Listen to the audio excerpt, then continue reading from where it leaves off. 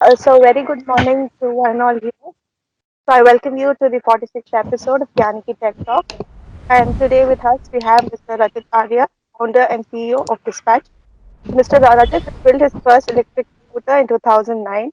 He's ran into multiple pilot programs to develop know-how and has products. He has developed, manufactured, distributed, and serviced about four-wheelers under various pilots. He's a team builder and a strategic guy. He's built companies in chip recycling, reality, and social panel manufacturing industries from 2010 to 2019.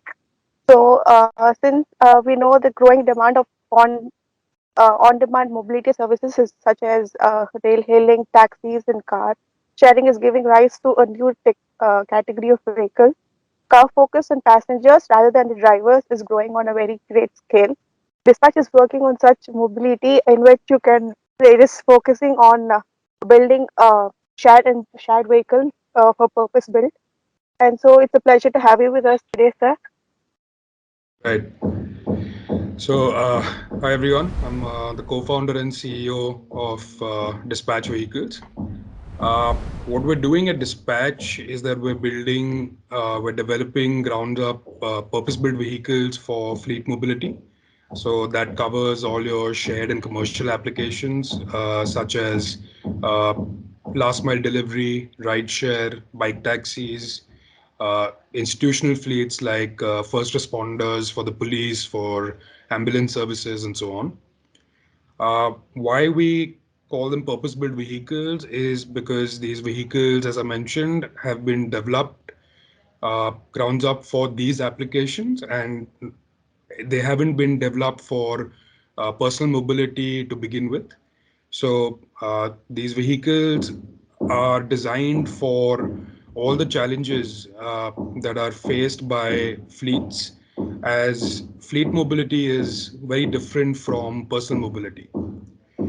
So, how we started this company was my co-founder Navneet and I were faced by this question as to why fleets were not electrifying faster or at a far higher rate. This was in early 2020, and we realized that there was a very low percentage, almost sub 1% of electrification within delivery fleets, within rideshare fleets, and so on. And that really puzzled us because it only made more sense for fleets to use electric vehicles. So we started to sort of dig deeper and try to find out why they weren't using electric vehicles. And it turned out that they really wanted to. The intention was there. The motive was there, and also the funds were available to make the transition. But the right kind of product, the right kind of vehicle, and right kind of infrastructure, and the allied services were not available. And this led to fleets sort of struggling with their transition. So when you put a product that has not been designed for fleet mobility into fleet use, what you end up with is tremendously poor efficiencies, a lot of downtime, and it gives you a lot of issues that then hamper the revenue stream. So while all fleets have great intentions and they want to electrify, they're not going to do it at the cost of their business.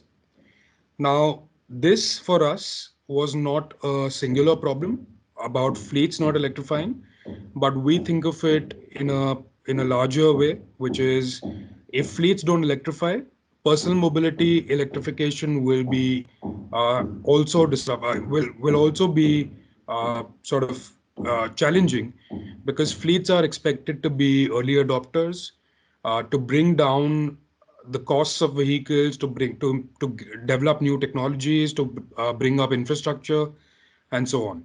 So as fleets electrify, it paves the way for personal mobility. So just to give you a little more context to understand sort of what's going on, uh, we've been noticing the trend of how personal mobility applications are now moving towards more shared applications or commercial applications. So to give you examples, earlier you would go out to have a meal more often, and now you tend to use food delivery app. You would order, you would go and pick up your own groceries, you would run your own errands, but now you use hyperlocal services, quick commerce companies, uh, and such as Zepto and Dunzo and Blinkit, more often than going out and running your own errands. Similarly, the whole advent of e-commerce has really moved shopping from offline means to more online uh, sort of means. So you go to an Amazon or a Flipkart, or even for fashion, people shop online. So all of that last mile delivery is also done on two-wheelers. And even within the two-wheeler ownership, we're seeing that rideshare and bike taxis are now starting to grow. Uh, not that it is correlated directly, but there has been sort of a 25% drop in the sales of two-wheelers over the last 2 3 years. India at its peak sold 21 million units of two-wheelers a couple of years back, and last year it sold only 15 million, which is roughly a 25% drop.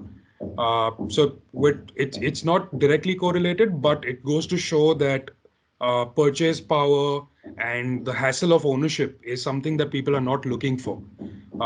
They're not wanting to own, maintain, park, worry about fuel prices, etc.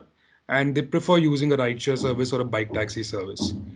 So, what all of this goes to say is that there's going to be more and more need of purpose built vehicles for commercial and shared applications. Now, fleets want to electrify. Petrol vehicles don't work, but the current set of EVs also don't work because these EVs were originally designed, engineered, and developed for personal mobility and somehow found their way in fleets. And when you, as I was explaining earlier, when you put a personal mobility vehicle into use into a fleet, it does not perform the way it needs to. Uh, and the bigger problem right now is that the the all the electric two-wheelers that are affordable or are accessible by fleets are all mostly Chinese. There are now really good Indian electric two-wheelers, but those are in the higher price band. They are also designed for personal mobility, and hence they're not really affordable. The ones that are affordable for fleets or the unit where the unit economics work out are mostly all Chinese. Now, with these vehicles, there are multiple issues, right? So there are quality issues. Uh, Chinese supply chain is very erratic. Multiple factories make the same vehicles. It's all white label stuff.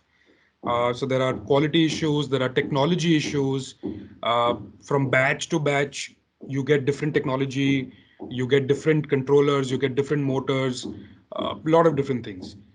And also the whole dependence on the Chinese supply chain basically means that an Indian company that imports these vehicles, or even if they import the design and manufacture the vehicles here, they don't really have any control on tech. They don't really have any control on product quality. And all of this is basically an addition to the already existing problem of using a personal mobility vehicle. As we all know, and I mentioned earlier, fleets have all committed to transitioning to electric vehicles. Majority of the big fleets have already committed to a 100% transition by 2030. There are two very prominent sort of pledges. One is the EV 100, and the other one is the climate pledge.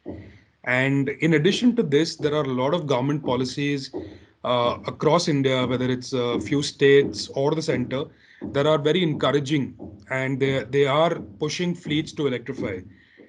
Delhi government has even gone to the extent of mandating it, saying that 50% or more of your fleet needs to be electric by next year for delivery fleets. So this basically goes to show that there is intent, there is a commitment, and there is also government policy. So what really is now standing in the way of the transition is product, infrastructure, and allied services. So having understood all of these issues, having understood all of these problems, we went to a lot of fleet owners, fleet operators. We spoke to close to 1,000 delivery riders and brought them our solution. And it was very clear to us that a vehicle that was used for fleet applications needed to be tougher to take all that extra abuse. It needed to be more reliable. It needed to have better ergonomics because delivery riders ride 10 to 12 hours a day versus personal mobility vehicles. So if you and I own a scooter or a motorcycle, we ride maybe an hour or two a day. But a delivery rider goes for about 10, 12 hours a day. So that 5 to 6x kind of usage leads to a lot of fatigue, lot of occupational injuries in the long run, and that needs to be mitigated with better ergonomics. Fleet vehicles also need to be very adaptable to different use cases because there are a lot of mobility as a service companies that constantly change their business models. They have different propositions for their customers, and hence they cannot stick to one kind of vehicle. Uh, Fleet vehicles need to be better connected for shareability, for fleet management, for access management, user management, and most importantly, energy management. So take the example of a rideshare vehicle or a rideshare company. And if one of their vehicles is in the field, which is not a manned dock, it's a dockless rideshare company. Say for example, a company like Yulu or a company like Bounce or Vogo. Uh, so a consumer will see a scooter on their app and then opt for it based on the energy levels available on the scooter.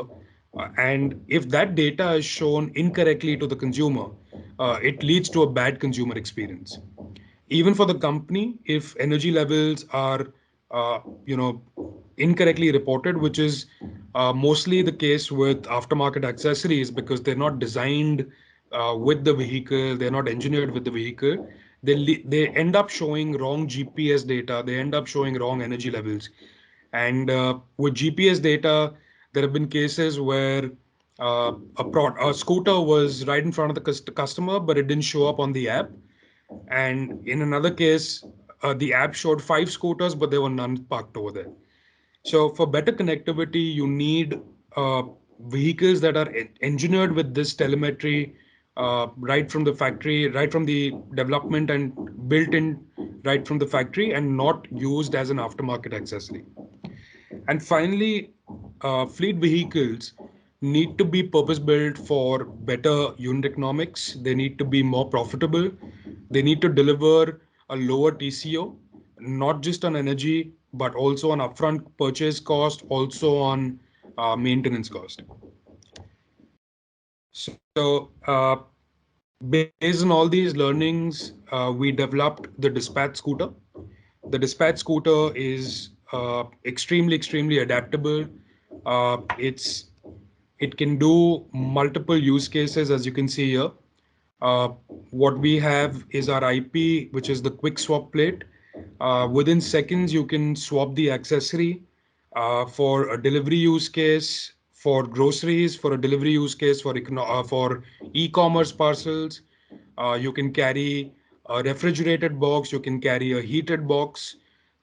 It can have a pannier rack. It can have first responders, equipment.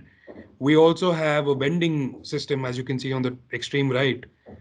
So all of this can be used by a mobility as a service company for multiple different fleets and for multiple different types of use cases. When we say that vehicles need to be tougher, it's because these vehicles face a lot more abuse, stress, and a lot more strain because personal mobility, you ride 20, 25 kilometers a day, but here we're talking about anywhere between 70 to 100 kilometers a day. So when you talk about 3x, 4x kind of usage, and in certain cases it even goes higher, you're putting a lot more stress and strain on the vehicle. And the vehicle needs to be able to take that over its life cycle. So you need to make the vehicle tougher. You need to have custom suspension that reduces the stress that is transferred to the chassis. Uh, you need to have components overall that can take that kind of can have that kind of endurance. Reliability is a great factor because for a fleet, the vehicle is the main tool for earning revenue. If the vehicle goes down or the vehicle has downtime, uh, the revenue stops, and fleets can't afford that, right? So we're working on features such as where we can guarantee uptime through preventive maintenance, through keeping an eye on the vehicle at all times, putting in algorithms that constantly monitor the vehicle. Uh, we also have quick turnaround possible through swappable batteries and many other features on reliability. As I mentioned earlier, connectivity is a great deal. And what we've done is that we have two layers of connectivity, uh, and which is very critical because, uh, as I was explaining earlier, fleets don't only have the problem of incorrect data, they also have the problem of losing connection. So these vehicles often lose connection because of their, poor telemetry devices or the way they are parked, the areas they are parked in, etc. So we've built in two layers of connectivity, and the mobile phone dock that we provide also brings you, charging through wireless and wired means. We already spoke about ergonomics. We sort of established that riders are riding multiple hours. They're riding way more than what we ride for personal mobility, and hence fatigue mitigation is very important, especially for the lumbar area, for the shoulders, for the limbs, these under thigh areas, and that's been one of our main focus areas. When it comes to charging of the vehicle, we learned that no two fleets or no two riders are the same. They all have their own individual needs, and hence we've built in maximum flexibility when it comes to these vehicles. Our vehicles can be fast charged at a public charging station. They can be charged with a home AC charger. We also have a portable charger, and on top of all of that, if the user or their use case is not such that they can charge, we also have the capability to swap. This makes it very important because uh, this is very important for fleets because uh, fleets sometimes operate in multiple shifts. So uh, the same vehicle is used by multiple riders, and there are fleets that use the vehicle for upwards of 20 hours a day, sometimes even 22, 23 hours. So there's hardly any time to put it to charge. And for them, the higher the consumption from the vehicle they can achieve, the better in terms of profitability, because they can achieve more from a single asset instead of having multiple assets. So swapping becomes very critical for them.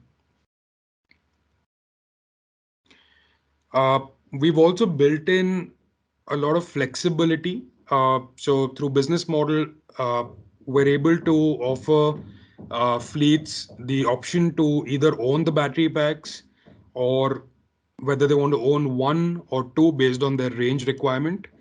Or they can own one and rent one or lease one as and when they need a top up for certain days when they need more kilometers, or they can just go for complete flexibility and rent both packs.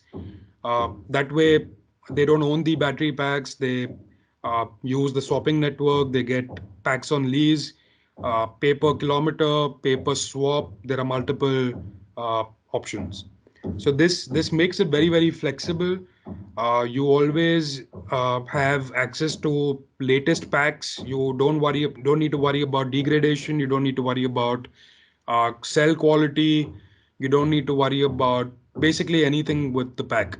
So your asset cost becomes almost half because you're not buying the scooter with the packs. So that's a great deal of advantage. Uh, we've filed a bunch of IP in 43 plus countries, already granted in many countries.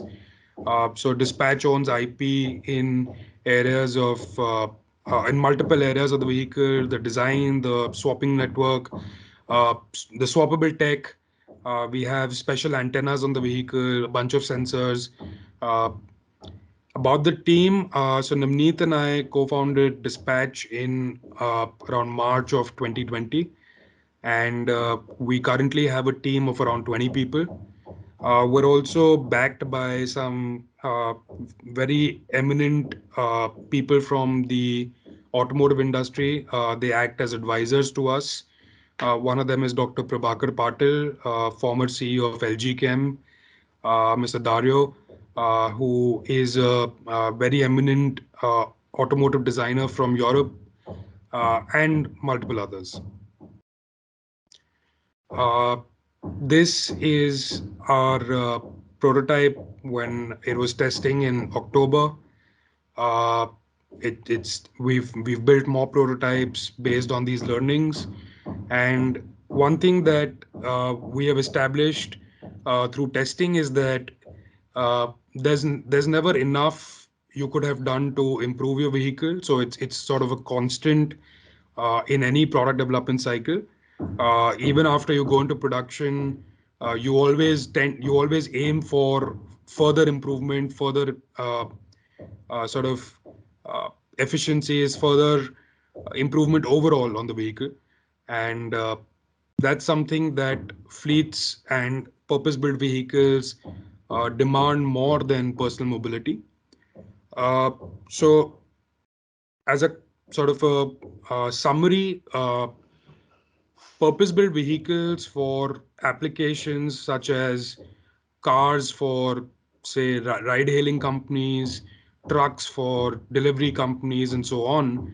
Uh, the biggest factor that a manufacturer or a product company needs to focus on is reliability.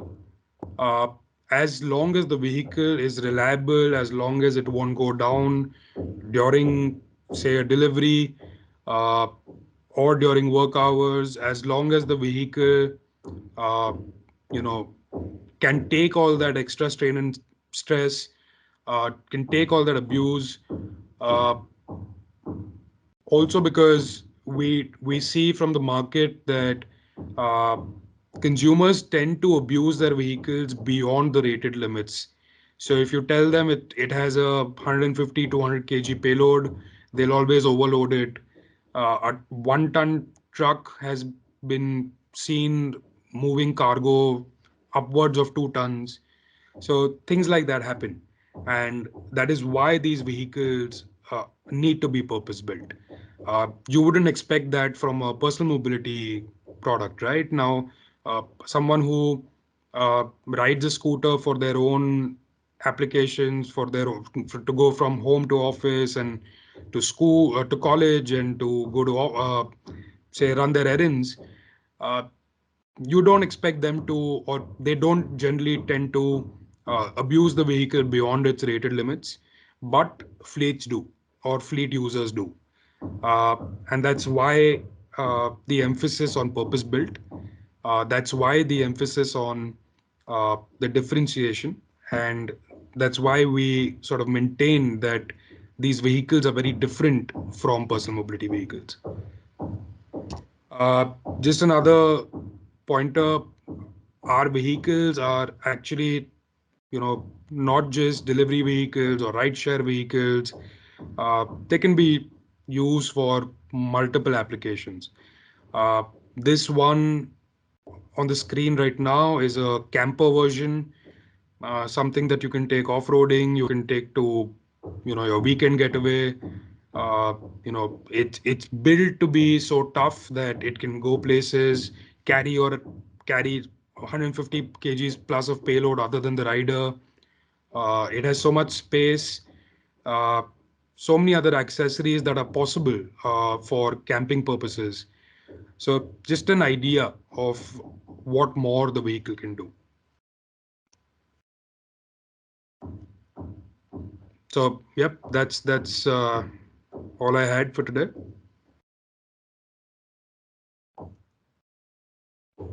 Yeah, Rajit, thanks a lot.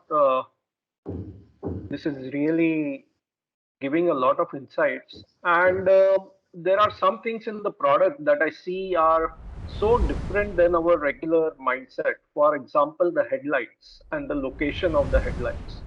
So, how did such unique thoughts enter into the process? Can you share a bit? So when we were designing, we had it was actually originally only Navneet and I. We had no team when we started off. So Navneet and I came up with the first concept in a matter of about 45 days. We had a CAD model ready in 45 days. Uh, in those 45 days, we put in sort of every input that we had received through our research. Uh, whether it was about how the vehicle needs to be tougher, whether it was about how it needs to carry more payload, uh, about accessories, about peripherals such as lighting and so on. So there were multiple learnings that we got when we spoke to these delivery riders, when we spoke to these companies, and we continue to do that. So uh, we've, funny that you pointed out about the light. Now we're moving that light. It's not going to be there. So uh, these learnings keep coming from testing. These learnings keep coming from feedback that we receive when we show the vehicles to our, partners, fleet partners, when we show them to delivery riders. Uh, the, there are multiple things, right? So even if you see the design, how it's sort of designed for uh, flexibility in terms of graphics, or to be able to brand the vehicle. So flatter surfaces, uh, less contours, so that people can actually do more branding on the vehicles. So it's a lot of things. But for us, we were very clear from day one that uh, we didn't want to make it look like a truck, right? It Mhm. just couldn't look ugly. That was very clear. We had to make it look good. And so the struggle and the challenge actually primarily was about how we incorporate all these different things, but also at the same time make it look good. Right. Now, you shared the prototype. You showed that you've done quite a bit of testing. You're doing a lot of changes. So, what does a launch plan look like? And is it purely a B2B approach that you're taking in that case? So our product uh, is sort of a B2B plus B2B2C kind of product, because eventually the owner of the product is not going to be a fleet company. It will be, but a very small percentage. But the majority of the ownership is going to lie with the delivery riders, with even individuals who do other kinds of work. So the vehicle actually is not just a delivery vehicle, or it's not just a rideshare vehicle. It sort of brings in that culture of sort of a lot of DIY, where people use their vehicles to carry out their work. So it's more of a tool. We don't think of it just as a vehicle, but more as a tool. Uh, and that's why it's so customizable, it's so adaptable, so that you can tomorrow come to me and say that, I want a vehicle for X application. We may have never Mhm. thought about it, but we're sure we can do it for you, because the vehicle is so customizable. It's not a it's not a one size fits all approach. It's not a one cookie cutter approach. It's not a product coming out of a mold, right? uh, the product can actually do different things for different people. uh, Yeah. Initially, yes, it's projected as a delivery vehicle, or a rideshare company can own it, and so on. But moving forward, there are multiple other things. uh, you asked about the launch. We're targeting the end of this year for production, start of production. Yeah. Right. Now, as you're going through the product development, right, you will also have the realizations on the emphasis of the quality and the reliability. So, with regards to like say a mileage accumulation target that you want to achieve before launch, what is that number that Dispatch is targeting? Did you say mileage? Yeah. So, Yeah. how much do you want to get on your test vehicles before you launch? Yeah. So I can't share the exact number, but we are putting out a lot of pre-production vehicles on the road uh, that are going to be used by actual users who are eventually going to be our customers, and we're going to cover a very large number of kilometers in testing on road. So I can't share the exact details right now, but it's going to be a very large number, and this is a first of its kind approach or first of its kind testing and validation program. Uh, this number is quite large. So our emphasis, even during my presentation, I mentioned it, is on reliability, and reliability can only be uh, sort of achieved or validated when you let the end user test the vehicle. No matter how much lab testing you do, no matter how many simulations you run, no matter how many test riders you hire to test the vehicle, you will not come across a few problems that only the end user will bring to you. And this is something we've learned from our past products.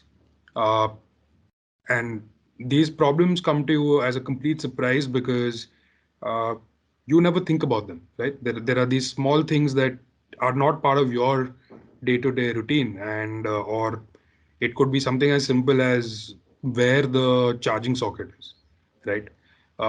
It could be something as major as the throw of the headlight, right? So there are many things that the end user will bring to you, which your team would never even sort of imagine or think about. And hence, we are putting out a few hundred vehicles on roads, and they'll be covering a very large number of kilometers before we start production and deliver even a single unit to our customers. Okay. Uh, Rajit, based on the adaptability that showed the different type of end use this can do, I kind of get reminded by the Eureka Forbes vacuum cleaner. You know, they it would come with so many different type of attachments, and a lot of the users would, be a lot confused which one to use, when, and how to do them do the best usage of the product. So, how Mhm. do you see a fleet? Because this is a new concept, right? So, this modularity is something they have not seen before. So, what is the message to the fleet or to this end user in terms of the adaptability? So, Checker, unlike say a vacuum cleaner that comes with 10 attachments or 5 attachments, our product does not come with 10 or 5 attachments. It comes with the Okay. attachment that you need. So when you're buying from us, you tell us what your application is and we give you the correct attachment, right? So if you're delivering food, you will get a certain kind of box. If you're delivering groceries, a different kind of box. If you're delivering perishables or dairy, you get a cold box. For e-commerce parcels, it's a big box, which has more volume and racks. Uh, if you're a rideshare company, you don't need boxes, you need seats and you need a helmet carrier. So there's multiple different things. Uh, but the fleet will not get all of these. They don't need all of the attachments, right? Mhm. So it's based on your application. And if tomorrow your application changes, you come back to us and say, my application changed. Give me the accessory for my new application. Fair enough. Fair enough. So there are a few technical questions regarding to the specs, or so you can choose whether you want to answer or not.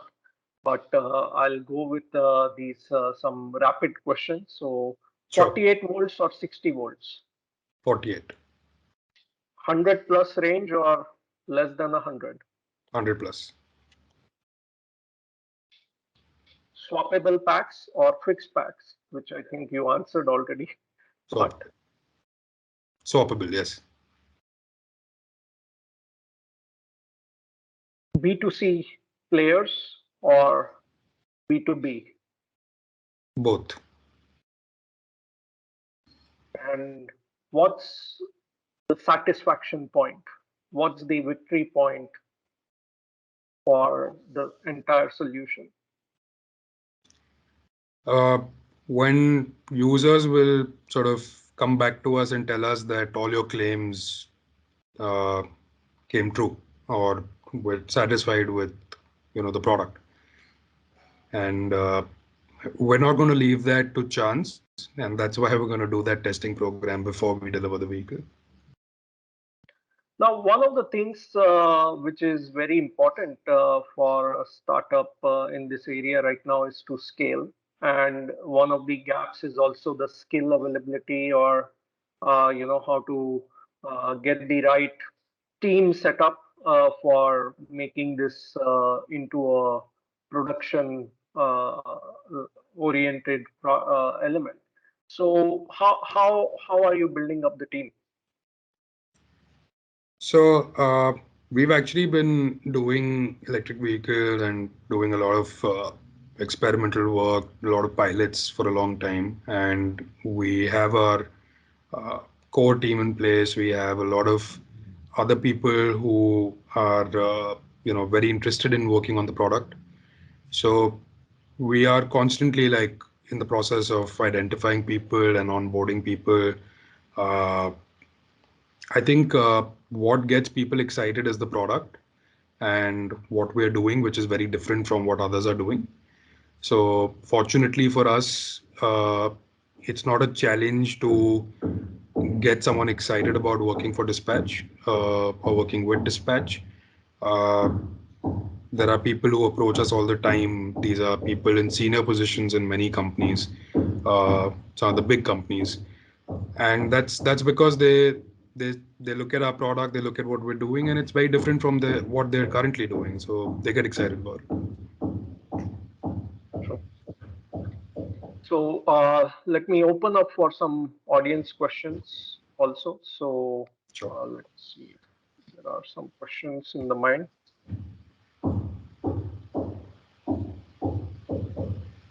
So anyone having questions? Hi, Shekhar, Ajesh here. Can I ask you questions? Yeah, yeah, definitely, Ajush. Please go ahead. Yeah. Hi, Rajat. A great presentation and good product. It's something because I work with a lot of companies in this space and evaluate many startups. So, see, this in the last 1.5 years, you see a lot of companies that have come up in this ride handling space, or rather in the dispatch space, how you call it, is the last mile. Uh, is your product pretty much more made in India, or because I see a lot of trace of certain Chinese products. So Yeah, no. So our product is 100% designed, developed, completely engineered in India, and you would be happy to know that we don't use a single Chinese component. And you would be also probably happy to know that 100% of our supply chain is Indian, other than cells. So the cells that go inside battery packs, those are yeah, the only things understandable. that, yeah, that's the only thing we're importing. Everything else is 100% Indian. Uh, Absolutely 100%. And even cells, we're hopeful that by 2025, uh, some cells will be available in India. Okay, and see, what is going to be the pricing that you're expecting and the life cycle of the product? So I can share some numbers on the product side with you right now, product pricing side, but not so much on the life cycle front. Uh, so I can tell you that the product is at par or lower priced than most products in the segment, uh, even the Chinese scooters. That's because we get more incentives for making in India, uh, even though our components are more expensive. Uh, in terms of life cycle, our product can help a delivery. I'll give you a different kind of sort of metric. A delivery rider can improve their earnings by around 50 to 70% by using our product. Okay. Over how many years? So, would your vehicle last for, say, 100,000 kilometers or 50,000 kilometers? Our vehicle will last for much more than that. It's engineered for three times that of what a regular vehicle is engineered for. Okay. And see, my last question would be I can go on with the questions, but let me cut short for the last for others. As Shekhar mentioned, see, one of the main reason where I just heard from you where the product, and this is where I see a lot of startups in this ecosystem pretty much dying over or fizzing off in the next 1.5 years, is because uh, many make lovely products, either bring it in or they're making it in India, but the scalability is the biggest challenge. And I've gone through this, I've seen this. I get called in for raising funds for the startups, but uh, they don't have the clear path on scaling the team, because sales is a big challenge. You can hit the first 100 or 1,000 vehicles or 10,000 vehicles, but that is not the point in this market. It's about able to get about 1 lakh or 10 million units out there.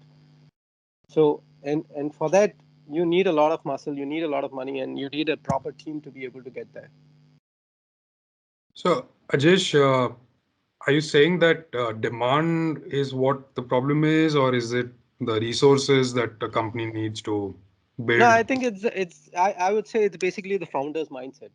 See, uh, in a nutshell, I would just say we were talking in another program as also in the EV. There is going to be a demand. Okay, even if you just take 10% of the market right now, that itself is a huge market for us right now as an opportunity for all startups.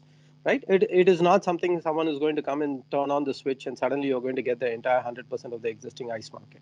So Right. 10% is huge. So I believe even 100 startups come in, there is going to be a space because eventually it's going to be consolidation. But I'm talking about the founder's mindset.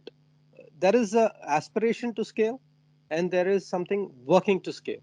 I see a lot of people on the aspiration to scale because everyone wants to become big, right? But no one actually takes the charge because the founders are young. They don't know how to run a business. The business acumen is very less, but they are not ready to take a team in place in the beginning to be able to grow at that fast pace, because you need to have a stealth mode. And that is where I'm asking, because that's where I see a lot of startups having a little bit of a hitch. So, Ajesh, fortunately for us, that's not the case. We are totally geared for scale. We're totally uh, working towards scale, as you said. Uh, we have manufacturing partnerships in place for some big numbers. We have all other resources required for scaling being worked on in parallel. So just to put it in one sentence, if we were not aiming for scale and if we were not working towards it, there would be no point of doing this. So the whole point is to sell a lot of vehicles, right? So we're totally geared for that and working towards that. Mm. Okay, no, that's still the aspiration, but okay, thank you. Yeah, I can't quickly explain how we're doing it and how we're working towards it on a call. Would love to connect with you offline. Sure, sure. Okay, thanks, Ajesh. Thanks, Thanks, Sheikh. Rajit, to patiently explain your points. Um, any other questions from the audience?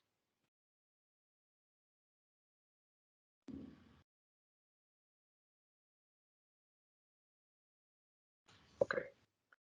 So, Rajit, obviously the dynamics in India are also changing a lot in terms of, as you mentioned, the Delhi government, state governments, uh, the transport ministry. They are all behind, especially this delivery segment to change over very quickly. And as you said, there is a gap in the product market fit, right? And there are companies like yours who will probably come up with a product towards the end of the year. How do you see this 7, 8 months of the bubble that is still there, the demand being there, but a right product not being there to get fulfilled?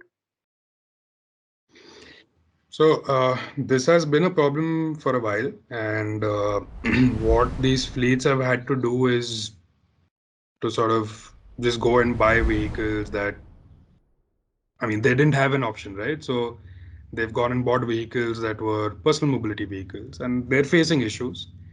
So it's basically in everyone's interest, fleets, manufacturers, suppliers, everybody, and the overall ecosystem, to do this, to bring these vehicles to market as soon as possible. Uh, this whole stopgap solution of using personal mobility vehicles for fleets, as I said, is a stopgap solution. It's not a long-term solution. So the quicker we do it, the better for everybody. Okay. And in terms of the per kilometer, to the end customer, like an end user, what is that number you see that EV is going to settle on as a operational cost per kilometer? What is the number that you guys use in your simulations? So there are multiple ways to look at this. If you own the battery, it's a different cost. If you don't own the battery and lease it, you're paying per kilometer or paying per swap. It's a different cost. But it's also different when you talk about a low speed vehicle, which is around 35 to 45, say 45 kmph. A mid-speed vehicle, which is around 60, 70 kilometers per hour top speed, and then a high-speed vehicle, which is around 90, 95 kilometers per hour. So it could range anywhere from 10 paise per kilometer going up to around 30 paise per kilometer. Okay. And to give you a comparison, on a petrol scooter, such as an Activa or a Jupiter, it's roughly around 2 rupees and 10 paise. So significant reduction still. Yeah. Good. But Just one So question on. also we also have to remember that you're paying for the battery, so you're owning the battery. If you lease the battery, it could be anywhere around a rupee a kilometer.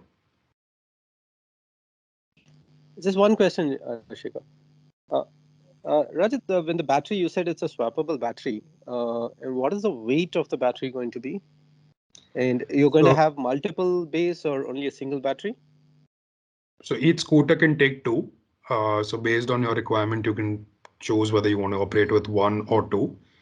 And the weight of each pack is going to be around 10 and a half kgs. Okay, so the two packs will add about 21 kilos. Roughly. Okay. So it's a trade-off, right? So you have a heavier pack for more range, but then it's not uh, the best user experience when you have to swap it. Yes. And ergonomically also a lot of challenges in handling the pack. But 10 kgs is a good number. Most people are comfortable lifting that much. Uh, the form factor of the pack is one that is already validated globally. Uh, so it's ergonomically also validated.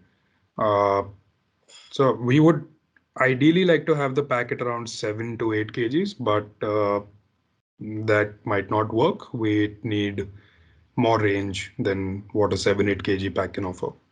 So around 10 kgs is a good number. Okay. What is the drop in efficiency because of the second pack? Could you repeat that? What is the drop in?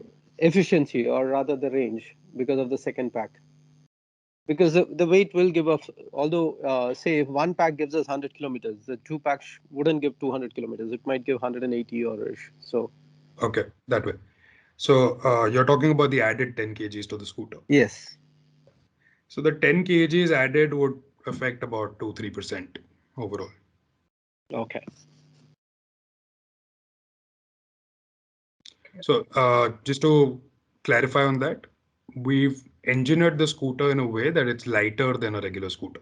So our scooter is lesser than 100 kgs. So the two packs, including the two packs. So the two packs actually don't add up beyond that. So to give you a comparison, the current electric scooters in the market are all somewhere around 110 kgs, 115 kgs. I think there is one which is even heavier than 120 kgs. So our scooter is under 100 kgs, including both the packs. So your body or the chassis is alone only about 80 odd kilos. The rest of the vehicle, Yeah, yeah, it's less than 80 kgs. so that's awesome. We're actually further reducing the weight on the vehicle, but yeah.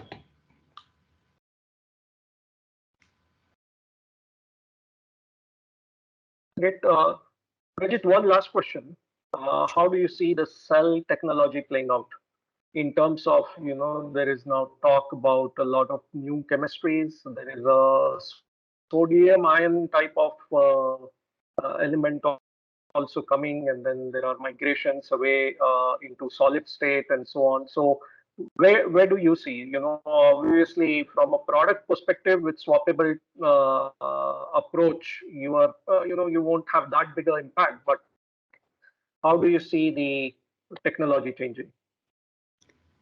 So currently there are two sort of widely used chemistries, the NMC and the LFP, both having their own advantages and disadvantages. LFP is something that fleets prefer to use or would like to use, but it adds weight, has lower energy densities. Uh, in the future, LTO and the whole focus on solid state batteries would come into play. But to be honest, we've been watching all of this happen for a really long time, and uh, we sort of feel that there's hardly any point in discussing future chemistries till they become commercially available, because it's sort of an endless sort of discussion. Uh, Cell technologies, cell chemistries have been sometimes in development for so many years that something else comes up before them. They can be commercially launched. So uh, I think we should focus on what's currently commercially viable and available, manufactured in mass quantities, easily available, which is NMC and LFP. And let's solid state batteries uh, in the coming years will also take shape. They're already starting to take shape. Uh, but there are many other chemistries that are being worked on. Uh, the point to sort of actually focus on, instead of focusing on which chemistry will work well, because honestly, no matter what answer I give you, it's pointless because I have not tested those cells, right? I have not put them on my Right. vehicle. It's just based on what data is published. So it's pointless. Uh, but what we should focus on is that uh, the focus should be on reducing dependency on certain minerals, certain metals uh, that are spiraling in cost as of now. If you know about nickel and stuff, lithium prices are just shooting up. Uh, and B, countries should also sort of focus on cell technologies that are relevant to their resources. So, unfortunately, in India, we don't have too many of these resources, right? Cobalt, nickel. So we should focus on, instead of saying which cell technology is better, we rather focus on what is domestically viable. Very true. Very true. So, Rajit, thanks again for your time today to take time out and walk us through Dispatch. It's an amazing product in terms of the application orientation and the end customer focus. So, hats off to you and Navneet for this wonderful creation. And we wish all the best in your journey, and hope that there is a big launch event at the towards the end of the year, and you move forward with a lot of success. So thanks from Team Gyaniki. Any parting words from your side? No, thanks for having me. Thanks for doing these tech talks. It's important to sort of bring new companies to talk about what they're doing. And we've actually watched a few of your previous tech talks and uh, great initiative. So keep it up. Okay, thanks a lot. Thanks. Thanks. Thanks, Shekhar. Thanks, Yeah. everybody else. Okay, thank you. Have a Thanks. good Thanks. day. Yeah. Okay.